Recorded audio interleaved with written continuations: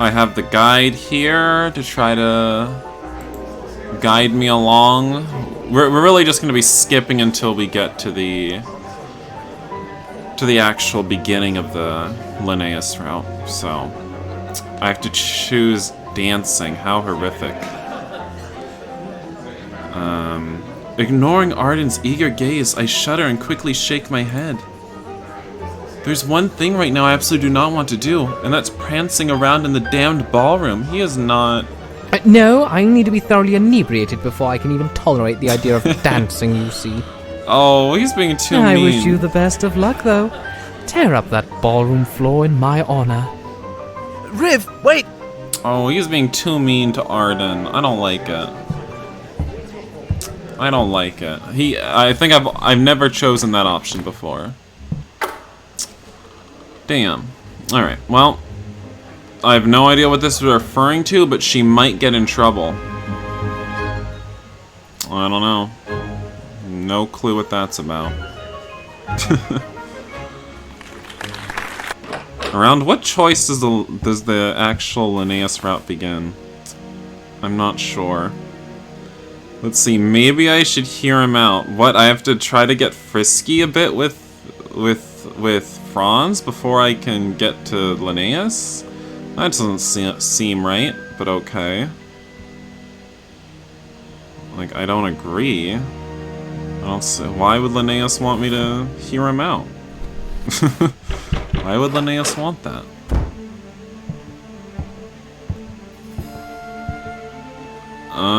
I remember. I don't know. The Grand Inquisitor. Oh, Linnaeus, was it? I'd never forget your name, Linnaeus. Never. That's correct. I see you store some useful information in that blonde, nearly empty head of yours.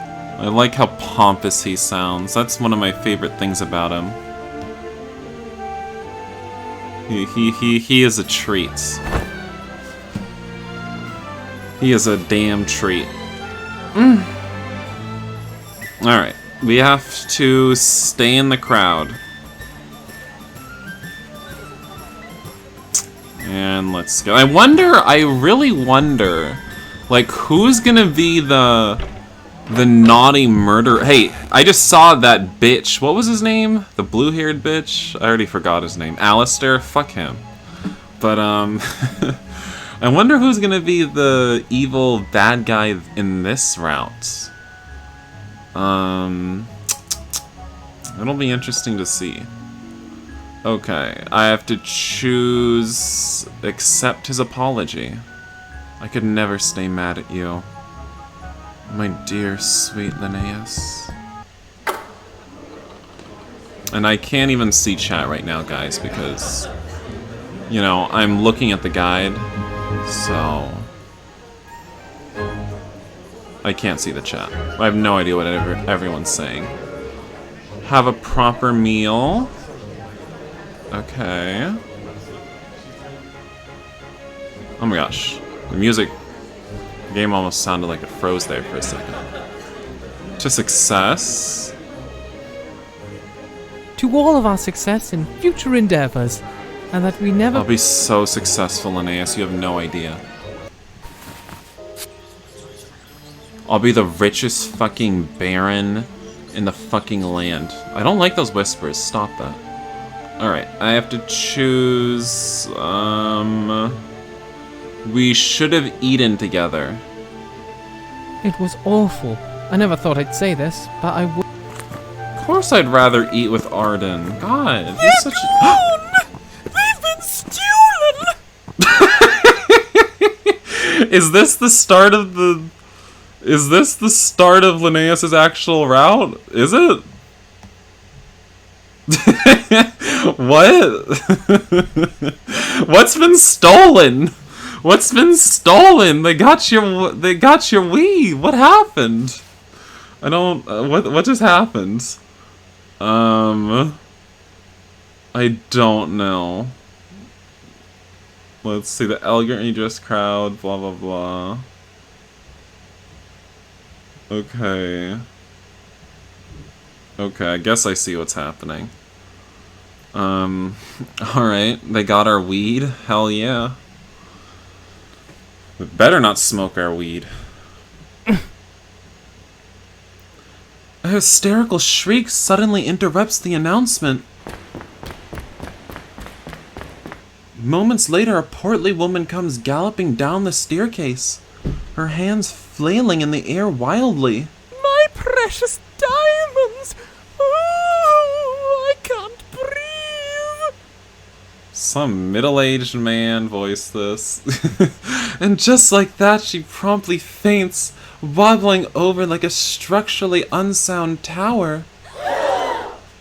We need to play it again. The voice line, you mean? I don't think you can play voice lines again in this game.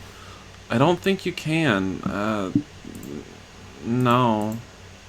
You can't. There's no way. It's really unfortunate.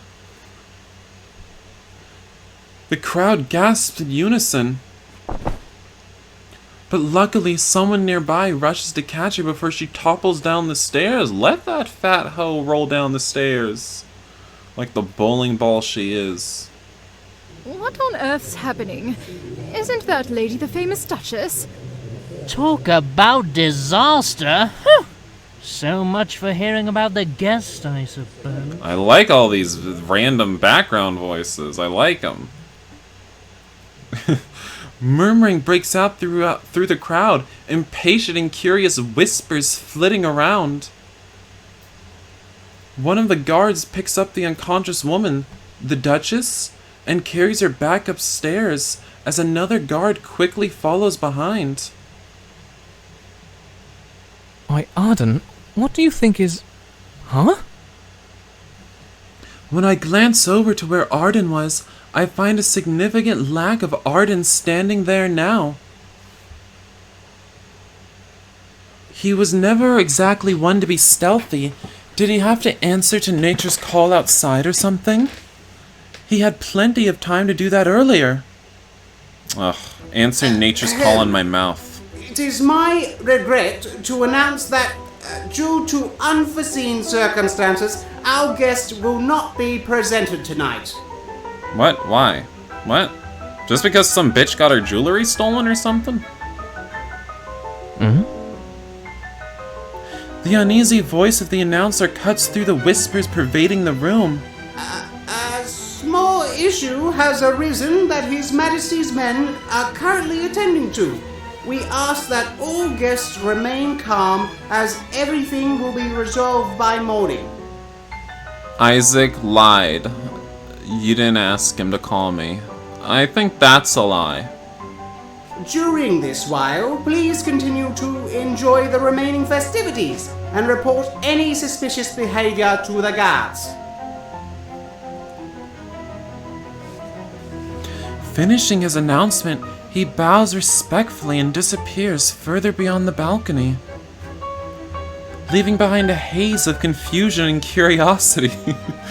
For a sec, leaving behind a haze of my big fat blunt that he was smoking, since he's the one who stole my weed.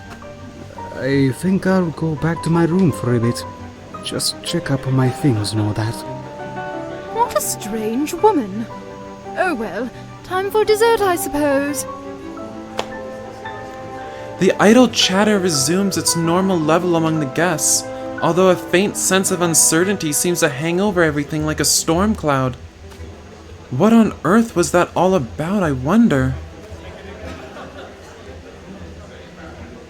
Scratching my head in puzzlement, I frown at the now empty balcony for a moment before deciding to return to my chambers. But at that moment... It sounds like we have a dastardly criminal on our hands. Never fear, for the Justicia will see this despicable thief rotting in a jail cell before the night is out. I like all these background characters in this route so far. Why didn't the other routes have a bunch of background characters talking? I like all their voices. A confident theatrical voice suddenly booms out from nearby. Ugh! No, not him again. I remember him. Was he from Arden's route? Was he from Saber's route? Ugh. I turned to see a tall, lanky man standing a few feet away, his arms raised triumphantly in the air. This dandy, fruity. His behavior incurs more than a few curious looks from the dissipating crowd, along with a few gasps and murmurs. Is that the Justiciar? Is that really him? The one that keeps unraveling all those plots to sabotage the throne? I think so. He's about as dramatic as you can get, but the man seems to always get the job done. Somehow.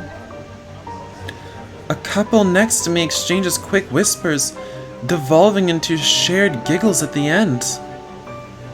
Now that they mention it, I think I've heard quite a bit about this man before. The Justiciar is usually only supposed to make final judgments in important trials, but apparently plays quite an active hand in the investigations as well. If I recall correctly, Father has a burning hatred for him, and he was constantly remarking how his showmanship made him insufferable to deal with. The lovely Duchess will soon breathe easy once more. Begin a search of the castle at once! All for this fat hoe? Who cares? Who cares if she had her diamond stolen? Why does this have to upset our party? He points the tip of his ornate staff at the group of guards who had clustered nearby, and they all offer a hasty salute before heading off in various directions. In the meantime, a gaggle of young admirers starts to congregate around the Justiciar, largely comprised of girls, with the occasional boy sprinkled in there too. Well, I guess just no one is being really on the down low with their homosexuality. Wow, Sir Raphael, you are so tall and strong! Even though it's the 1800s, you know, someone's gonna get murdered. Oh, won't you pretend I'm a criminal you're taking to court? We all want to be jailed by you, Justiciar. Okay, alright, get your gay, faggy ass out of here. You need to get away from the Justiciar. The Justiciar Raphael lets out a sing-song laugh and shakes his hand dismissively before patting one lucky youth on the head. Ugh. What kind of patting is this? What head is he patting? Oh, not tonight, my dears. My duty calls, and I would be remiss to leave it hanging. Well, he's certainly capable of making quite a spectacle, I'll give him that. He'd be an excellent circus magician, but right now his loud voice is just giving me a headache. Rubbing my temples, I turn and make my way through the mostly thin crowd, setting off towards the grand staircase. I trot up the stairs to the second level, but making a beeline for my personal chambers. If I'm lucky, I can slip inside before running into any guards and escape without some kind of bothersome search. In the hallway, I pass by a few guests also returning to their rooms, probably with a similar plan in mind. Then a familiar, well-dressed figure walking past catches my eye. Wait, it's that butler, you know, the butler? If there was a goal for the Kickstarter to fuck him. Silas, did you hear about the Duchess? Some sort of affair with stolen diamonds. I don't really... Are you alright? But that goal wasn't met, so... But we could have been inside that. Well, he probably would have been inside us, right? Silas halts as soon as I speak his name. He blinks at me for a moment, and then his eyes gradually shift to one side. Of course, sir. I did hear of the thievery, yes. I can't help but think he looks ever so slightly shaken. Oh, did he have something to do with it? Ooh, I feel like he's going to be important in this route.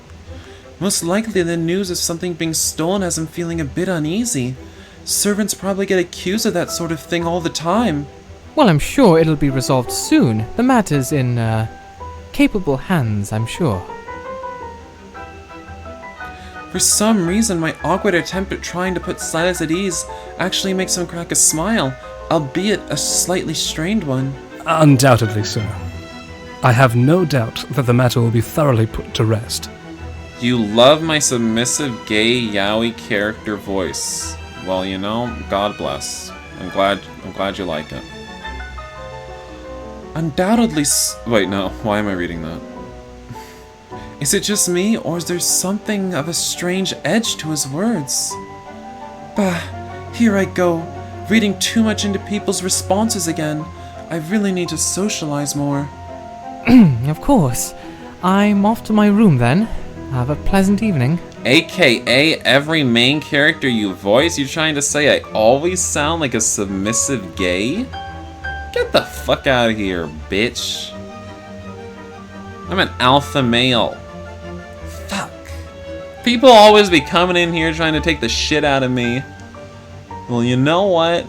Fuck you guys. Stream canceled. Fuck you. Alright. Everyone can blame J. Lou for the stream ending right now. Bye, guys. Damn. Ahem. Wait, why do I keep reading that? I wish you the same, sir. We part ways cordially, and I hurry around the corner towards my chamber. For whatever reason, a distinct feeling of apprehension is creeping up on me, although I'm not entirely sure why.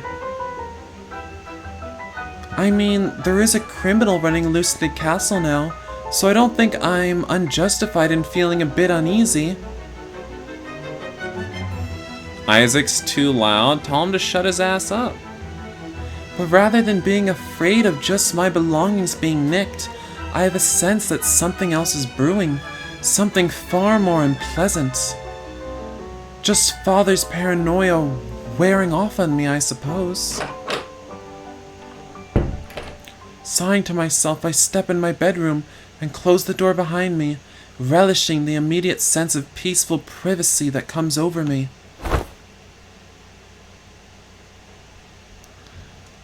Lindsay, you know that this Ryan is not the other Ryan, right? Like, I'm just letting you know. This isn't the bad Ryan.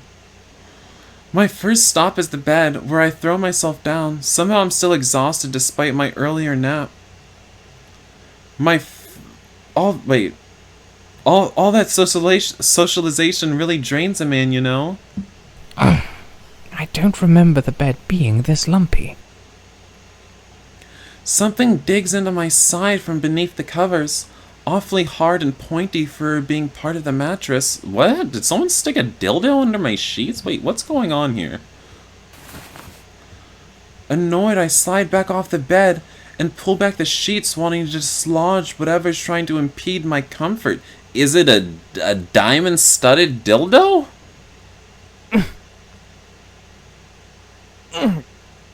Oh god, he's grunting. It's inside him. There, lying on my bed, a glittering necklace bearing the largest, most beautiful diamonds I've ever seen. Just a regular diamond in a necklace. It takes a moment for my stunned brain to put two and two together. Who done it? Who framed us? Stop retracting your messages. I don't like when I see that shit in the chat. What the fuck were you saying that you had to retract? Very, very suspicious. That's all I'm gonna say. Stop that shit. And then, when I remember the guards are probably still searching... Oh shit, oh shit, oh shit, oh shit. Oh shit, I forgot to douche. I feel the blood draining from my face as I gulp heavily, racking my dizzy head for what I can possibly do. While my first instinct is to toss them out the window, I remember the various balconies visible from my own. Just flush it down the toilet. Oh, there are no toilets. If someone saw me, it'd be a death sentence, and that perverted foreigner is probably lurking somewhere out there too. Oh my gosh, do we have to go to Daddy Linnaeus? Maybe he can help us. As I try to keep from hyperventilating and bite one of my knuckles nervously, a face suddenly surfaces in my mind. Linnaeus. No, really? Why would that be the first person you'd go to? It's true, he might not believe me at first, but I have a feeling he's one of the few people who'd listen to reason. What? This is hella suspicious. Why would you possibly think... I mean, I know I said it, but... Why would Linnaeus possibly believe us? I'd better hurry, though, because the last thing I want is to hear a knock on my door with these damn diamonds still staring me in the face. Why do these things always have to happen to me? Get your ass out of the chat, Isaac. Don't you say hi, love me, bitch. You've taken my love and you've crushed it between your itty-bitty fingers. Why do these things always... Why I keep doing that? I grab the diamonds and stuff them into my shirt, muttering to myself. Then, all but sprinting over to the door, I peek out into the hall to make sure no one's watching. Isaac equals homewrecker. You know, Isaac has had sex with married men. Married men. Okay? With wives, I mean. Okay, I'm just saying. I hastened to the corridor, trotting along while trying to act relatively normal. What? It's the truth, isn't it, Isaac? Is that not the truth? You've told me this. There's a slight problem I haven't previously considered. Where's Linnaeus' room exactly? Isaac, stop crying. Damn. Embrace it. It's like, it's who you are. I did see him over in that one spot before dinner. Is it possible he could be around here? Around there? Somewhat desperately, I try to retrace my steps from earlier, winding through the halls at the fastest pace I can go without outright running. Kuro, I just want you to love. To love what? Don't give him any support, guys. Somewhat desperately, I try to retrace my steps from earlier, winding through the halls at the fastest... I keep pausing to read the damn chat and then rereading lines. No more reading the chat. I pass a few guests and do my best to offer a natural smile, although I can't help but feel my eyes are bugging out of my head. That and the burden of those diamonds against my cheeks feels like a 1,000-pound weight. Wait, did I say cheeks? Did I say cheeks? Chest. Oh, he's got the diamond necklace up his ass. Oh god. How on earth do burglars deal with this sort of thing? I would crumble within minutes. You know, it is a thing for, you know, thieves to hide things up their ass when they're trying to steal shit. To, you know, get past customs or something. So, yeah, it works. We arrive at Linnaeus' doorstep and we're like, we have something to show you. I have something to show you. I found this in my bed. And Rivian just pulls down his pants and just shits out a diamond necklace. Oh my god, yes. Oh, that'd be good.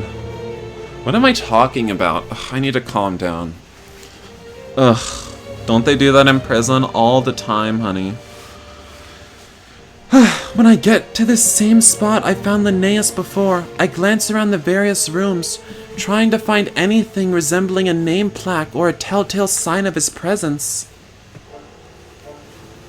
Because of their use as temporary lodging, though, the chambers are unmarked save for numbers, leaving me with next to no hints. Just as I'm about to give up and go search somewhere else instead. I already told the insufferable old crone that I'm looking for her ridiculous rocks. Now, get out of here before my temper really flares and I throw my tea into your insipid face! Oh my god, scald us with your piping hot tea, Linnaeus. I'll suffer any abuse you give me. Well, I could certainly tell that voice from just about anywhere. Yes, it was so arrogant and yeah, I liked it. Prideful, I like it. Sure enough, a moment later, a door slightly down the hall suddenly flies open, and a guard stumbles out a little frantically. Once he notices my staring, He quickly straightens his posture and turns to march down the hall, probably nursing the injuries that Linnaeus' venomous words inflicted upon him. I wait for him to get out of sight before stepping up to the open door, tentatively peering inside. You want his hot liquid all over you?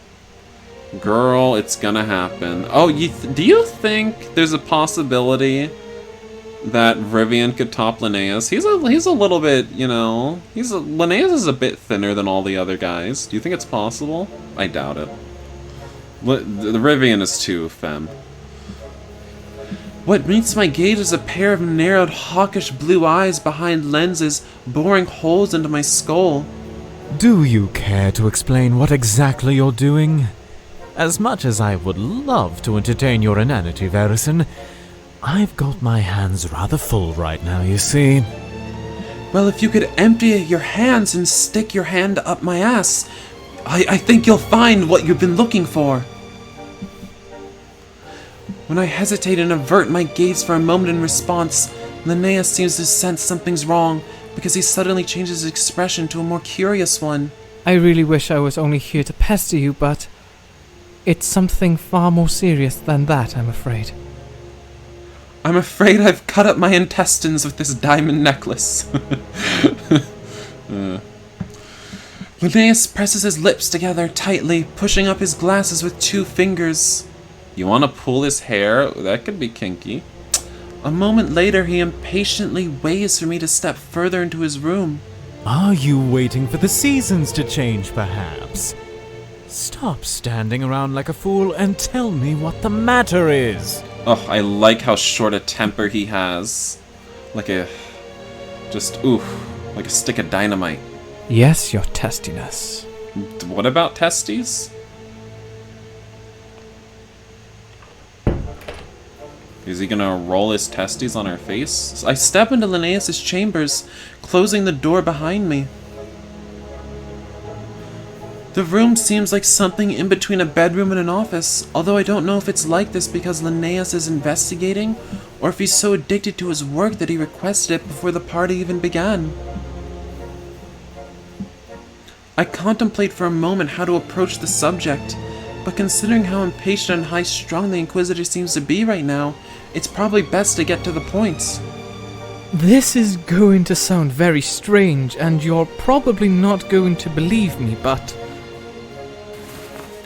Taking a deep breath, I reach into my shirt and pull out the glittering diamonds, holding them out to Linnaeus. They might smell a little.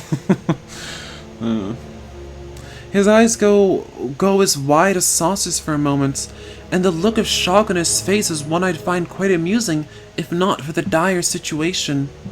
I found these in my room not long ago. Someone had put them under my bedsheets for whatever godforsaken reason. Now, as implausible as this may sound, I'm sure you realize it doesn't make a lot of sense for me to turn myself in as a thief if I'd actually stolen them. Right? Linnaeus' expression gradually returns to a grim, solemn state, although now a crease of confusion lines his brow. He reaches out to take the diamonds from my outstretched hands, examining them for several seconds. Soon after, though, he lets out a long and distressed sigh, setting the necklace on his desk and rubbing a hand against his forehead. Thieves turning in stolen items to avoid suspicion is not unheard of, but I don't deem you clever enough for that. Or foolish enough to have actually stolen them, I suppose. Oh, yes, just keep insulting us. We're just your slave, Linnaeus. His insult would have normally soured my mood, but right now I can only exhale in relief at the lack of suspicion in his voice. While I'm glad you were honest about where you found these, it complicates matters a great deal. You'll have to be questioned in order to draw out any potential clues as to the thief's identity. And on a more unsettling level, the fact that these meddlesome rocks were in your room suggests someone was attempting to frame you, which makes the matter stranger still. He clasps his hands behind his back and paces a little, closing his eyes as if trying to make sense of some puzzle before us. Well, I'll answer any questions happily. I have no desire to be caught up in any of this nonsense, and the sooner it's resolved, the better. And surely with our brave Grand Inquisitor on the case, things will be over in no time. Right here, men. Open the door, and let's continue our search. Raphael, please don't. Oh, Grandpa's here. I love Grandpa. Suddenly, a loud voice echoes from the hallway. Then the door busts open and a few guards hustle inside, along with a tall, lanky man. Very sorry about this, old friend, but not even the Inquisitor is exempt from the room searches, considering the gravity of the situation. Maybe we should search your room too, bitch. A look of absolute disgust slowly darkens Linnaeus' features as he stares at Raphael. I thought I'd seen the pinnacle of his iciness during the dinner with Franz, but this is far worse. How much hatred can one man even have? You'll be pleased to know, Justicia, that the diamonds have already been found. His voice dripping with contempt, Linnaeus holds out the necklace in one hand, as if tempted to throw it at the other man. In response, Raphael's brow abruptly lowers to a frown, his eyes narrowing in intense suspicion. Bitch, put those little lies away, okay? There's nothing to be suspicious about in this room. Oh, and just where might they have been found, my good Inquisitor? I reflexively grow tense, trying my hardest not to fidget in place or give in to the urge to run out the door. Considering the amount of guards, though, I doubt that'd be a very successful plan. I spotted them tucked behind one of the king's favorite statues in the South Hall. It seems our thief lost his nerve rather fast. Oh, Linnaeus lied to cover for us because he didn't want to make us seem suspicious because, Linnaeus. To my surprise, Linnaeus rolls out a casual lie, sounding so nonchalant and dismissive that you'd think he completely believes every word he's saying. Oh, God. He doesn't bat an eye and instead stares flatly at Raphael all the while, who stares back with a skeptical raise of one eyebrow. OMG, Kuro moan like that for you? What? I didn't moan. I don't know what you're talking about. Very interesting indeed. Quite a fortunate coincidence that you should be the one to find them. You best not be suspecting Linnaeus, motherfucker! Raphael's lips curl in a challenging, provocative grin, while Linnaeus only glares back contemptuously, radiating such an icy aura that feels like the room just got a bit chillier. Why is it a coincidence that he was... What does that even mean? It's a coincidence that he found them. I don't get it. The tension quickly mounts in seconds of silence that follow, and both the guards and I glance between the two men in anticipation.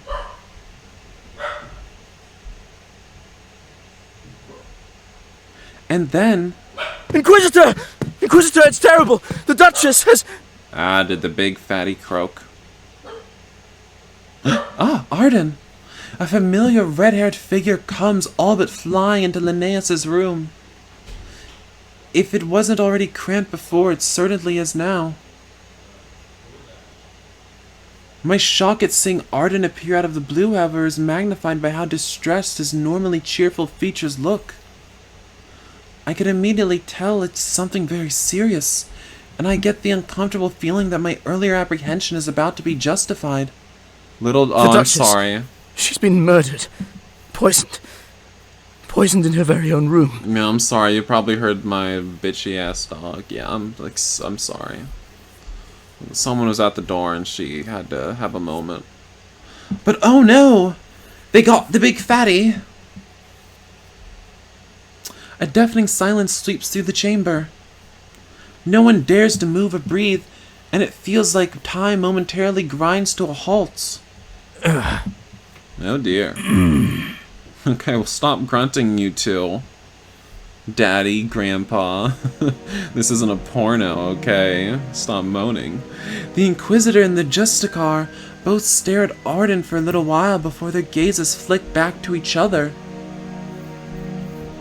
Arden seems to notice me a moment later, and he looks over in my direction with his eyes blinking in wide surprise. I give him a helpless shrug. As horrible as it is, I'm almost thankful that the attention has been drawn away from the stolen diamonds. Thank God that bitch died.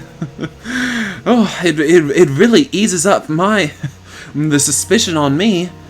Maybe it'll incentivize these two to work together rather than against each other. Relay to the captain of the guard that I want her room preserved and cordoned off from entry. Find out who visited her chambers today and detain all of them for questioning. It's Linnaeus who breaks the silence first, his brisk and cool words cutting through the air like shards of ice. In response, Arden quickly dips his head in acknowledgement, his lips pressed together in a solemn line. Understood, sir. Oh, and do your best to keep the guests from learning about this matter. I know your loquacious inclinations will make that difficult, but keep in mind your salary will suffer under the weight of every unfortunate rumor. Oh my gosh, Linnaeus! Oh! You're wage slaving him now. This is... Oh. Linnaeus' threat doesn't seem lost on Arden, who swallows hard and offers another hasty nod. He's just a poor boy. I guess the Inquisitor's office has some weight with the Royal Guard, too. Poor Arden. Oh my god, Kuro, stop? Stop what? I haven't done anything. What the fuck? With that, he makes a quick retreat from Linnaeus' room, and the thudding of his footsteps soon disappears into the silence. Moaning too much? I haven't moaned. I have not moaned. Now, if you see fit to cease leaving your muddy footprints all over my fine carpet, that would be marvelous. Oh, that's not mud. That's from when I shat out that necklace. All eyes return to Linnaeus, who seems markedly more displeased and ruffled than he did before. Need I repeat myself? Out, I say, out! The guards all quickly stiffen to attention and shuffle out into the hall despite apparently being under Raphael's command. Raphael himself, however, lingers for a few moments longer to let out a slight scoff, shaking his head. Very well, very well. The plot thickens. Now a murderer must be brought to justice under most suspicious circumstances indeed. God damn it. Raphael is so the fucking Ignatius motherfuckers. He is with Ignatius so hard. He is their fruitcake leader. And he is so the one who killed the Duchess. I'm calling it right now. It is so obvious. Why are you everyone saying I? If you think Kuro is moaning? Fuck you guys, I'm not moaning. I am not moaning. You guys don't know shit.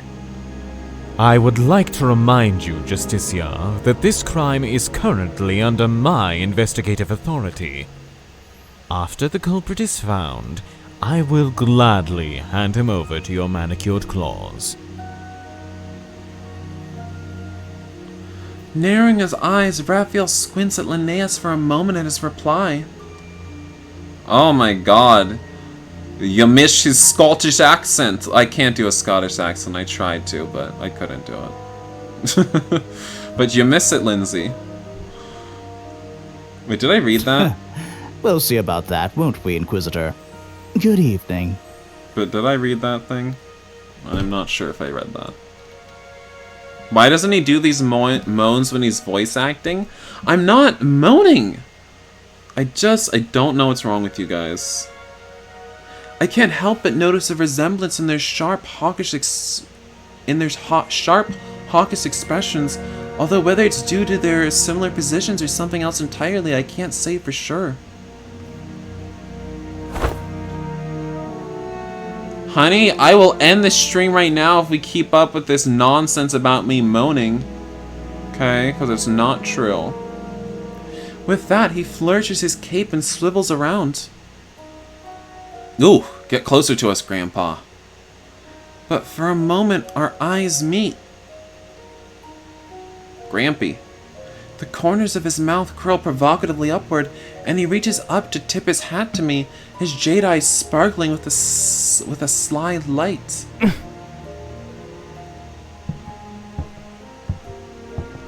And then, as if nothing happened, he turns back to stride out into the hall with a theatrical flair. Come, my friends, we have work to do. As the bustling sound of Raphael and his guards gradually fades down the corridor, I clear my throat a bit awkwardly and turn towards the door. Well, I'll leave you to your work then. If any more expensive jewelry shows up in my bedroom, I'll let you know. Next person to mention is getting timed out. Yas, Lindsay, that's what my moderators are for. Thank you for stepping up. Because the other moderator is probably not even watching the stream, is he? I bet not. So thanks, Lindsay. Just as I start sidling close to the threshold... Wait! Ah, I knew it.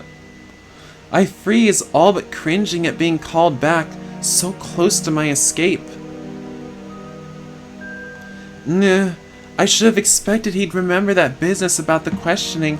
I was a fool to think I could evade it. You're still here, if you say so, Isaac. But when I turn around to face Linnaeus once more, his expression has unexpectedly grown a little hesitant, even uncertain. I wanted to ask if you have already made plans for the masquerade. Linnaeus! Are you asking me out on a date? Date? Made plans? Any plans I've made, I'll surely just cancel them. My confused reply makes him quickly return to his scowl, although this one is a little more impatient than angry. Yes, for the dance. Do you have, a date? A prior engagement? Must I spell it out? Oh, Linnaeus. I feel like fate's bringing us together. Am I misreading things, or is he trying to suggest what I think he is? I must go get my lube. I must lube up for tonight. This night just keeps getting more bizarre by the second. No, I haven't made any plans. To be honest, I'd almost forgotten about it. Linnaeus seems to relax slightly at that, reaching a hand up to adjust his glasses with his sublime confidence, fast returning. In that case, why don't we attend together? I have a feeling that with all these despicable acts occurring, something will inevitably take place on the final day of the celebration, so keeping an eye on the ball would be prudent. I'll keep my eyes on your balls, Linnaeus. I bet they're so saggy and low-hanging, I bet they reach the floor. Whoa. That's what I find hot in a man. While I'm admittedly stunned, I find it hard to say no for a number of reasons. Not to mention that the prospect of Linnaeus dancing is quite comically appealing. Well, it's impossible to turn down an invitation from the Grand Inquisitor, isn't it? I think we can work something out. WTF, Kuro? I don't know what you're talking about, hun. I don't know what the WTF is for. My mildly coy response makes him blink in surprise for the briefest of moments. Soon after, the corners of his mouth turn upward slightly, and his strained brow softens a little. Good. Perhaps it will be an enjoyable droplet in the sea of pain that this celebration has become. You're really happy I picked up this game again? Well, it's because you and Lindsay and some other bitches just kept pestering me about it. So I finally gave in. The atmosphere suddenly feels a little more intense, maybe even awkward.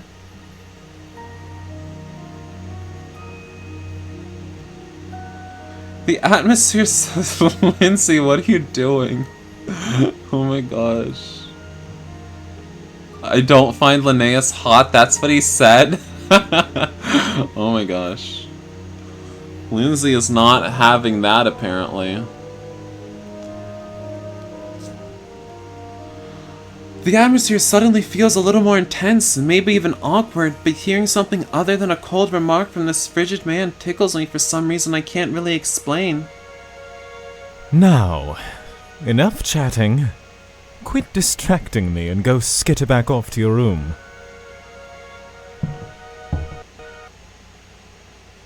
That music cut out really... Oh my god! Oh, I didn't save! Oh my... Fuck this... That's the second time this game has crashed for no reason! Oh my god! I didn't save! I didn't save! Damn it! Oh my god, I heard the music sort of cutting out and I was... Oh my god.